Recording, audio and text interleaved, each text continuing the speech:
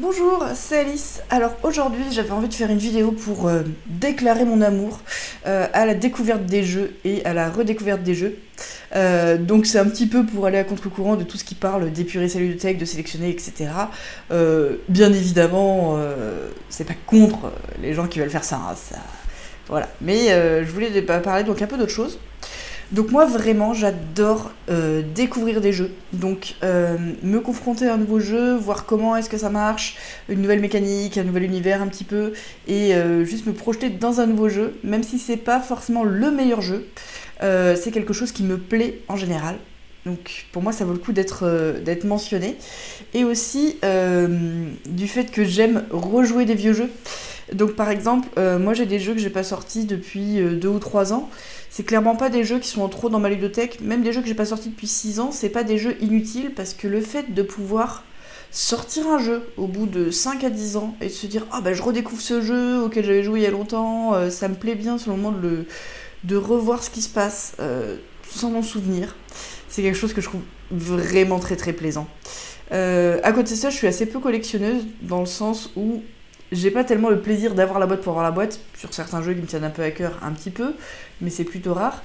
Et jouer à mes boîtes ou à celles des autres personnes, ça ne me dérange pas. Par contre, avoir des occasions de jeux d'une variété folle, ça c'est quelque chose que j'aime. Du coup, moi là, quand je parle de ça, j'ai envie de parler également de mon amour pour Essen.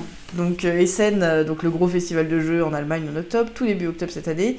Moi j'y achète pas mal de jeux, et j'achète pas tout ce que je voudrais acheter si j'étais richissime avec un stockage illimité.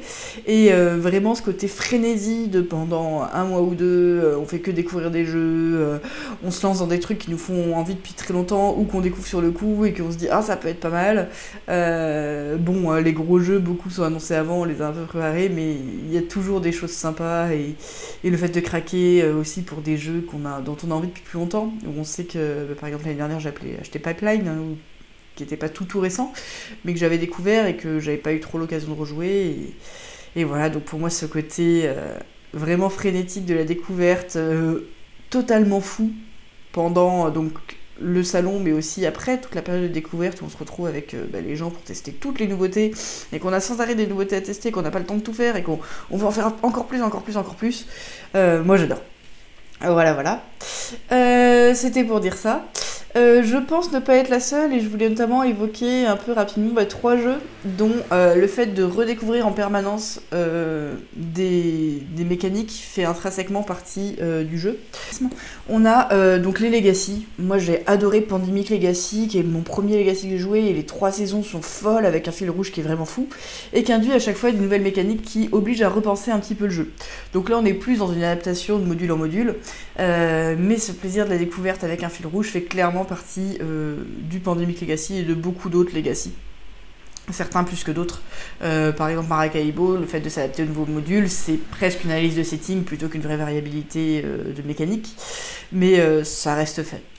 Hop, pour le mode campagne, hein, voilà. Hop. Ensuite, je voulais parler un petit peu de 504. Donc 504, c'est un jeu de Friedman Friese, qui a un peu une expérience de jeu, disons, où on va avoir 9 thématiques possibles, du genre la pause d'ouvrier, le pick and delivery, le fait de jouer des actions en bourse, ce genre de choses. Alors peut-être que pause d'ouvrier c'en est plus un, mais bon, peu importe.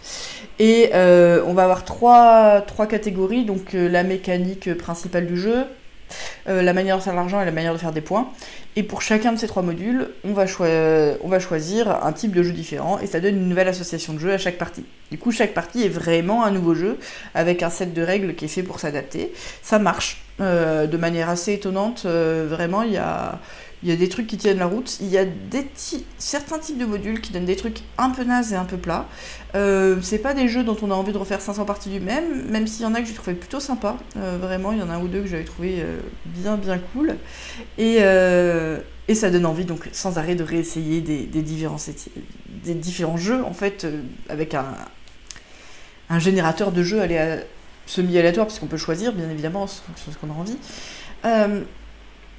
Un défaut quand même, c'est que du coup sa mise en place est un peu longue, un peu chiante, voilà, mais vraiment c'est entièrement construit sur ce concept de on aime découvrir en permanence.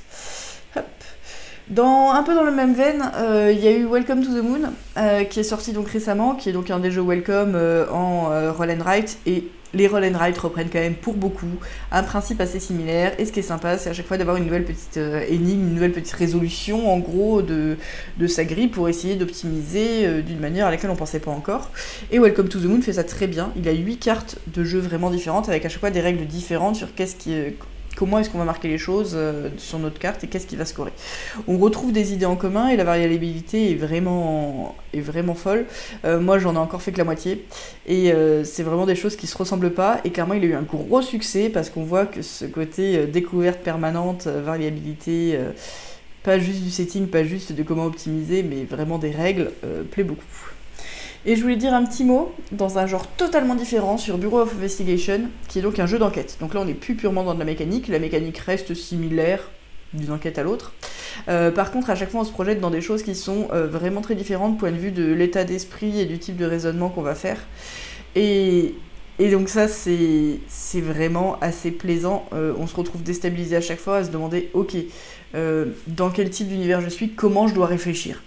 Et donc on retrouve ce plaisir de la découverte. On a fait une vidéo récemment avec donc Meeple on Fire avec Arnaud,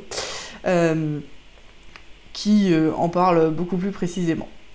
Mais donc la variabilité et le fait de se déstabiliser à chaque partie, pour moi, fait intrinsèquement partie du jeu et de ce qui le rend vraiment très chouette, surtout maintenant que j'ai fait les 2 dernières enquêtes.